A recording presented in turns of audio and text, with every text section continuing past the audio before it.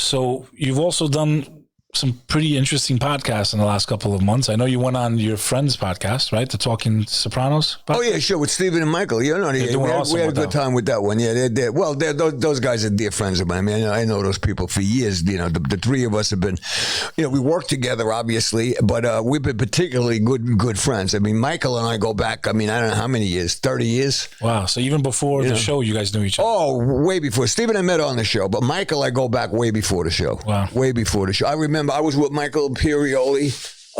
Matter of fact, I mentioned it on his podcast. On the first day of the first, I don't know, I guess it was the first episode, but the first day that Michael Imperiolli shot, okay, on The Sopranos, I wasn't on the show yet, and I wouldn't be for the next couple of years.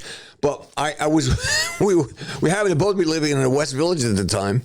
And I was walking along 7th Avenue someplace at the 17th, 18th, 19th Street like that. He used to have a club. He used to have a bar there called Ciel Rouge, Michael did.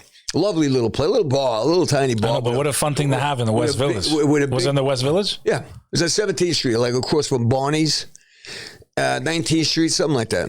And had a beautiful little backyard. We used to always sit in the backyard, me, him, Johnny V, Nikki Sandow, a bunch of guys. You know, Nikki's on the new show now. Clarice, Nikki will be on that.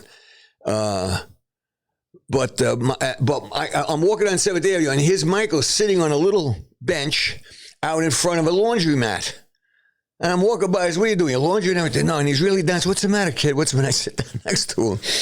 And apparently he was on set, and he was shooting a scene where he had to drive a car backwards with Jimmy Gandolfini and with Tony Soprano in the car, and he crashed the car. They didn't know he didn't know how to drive. You didn't have, well, he's a city guy. You don't really need a car in the city, No, you don't. And he was sitting there waiting for the driving instructor and the car to pick him up to give him his first driving lesson. So you actually had to learn to drive for the show. Mikey did, yeah. Wow. But he learned very well. But I mean, I go way back with Michael. He's they couldn't just hook the car up to another car and they don't do that? Well, it depends. It depends on what they want, what they need to do, what they need to show, what they want to show. In this case, Michael had to drive the car backwards, and he turns out he didn't know how to drive the car forward, for that matter. But as I say, I go way back with Mikey, and remember something. Michael has very talented man. Whoa, please! Michael has his own Emmy for Best Actor from that show. We all have. Awards from the show, but mostly it was ensemble cast, stuff like that. All of us working as a group together. Michael has his individual Screen Actors Guild, his individual Emmy Award. I mean, Michael is a supremely talented young man. Believe me when I tell you that. He's a beautiful guy. Bek Lover.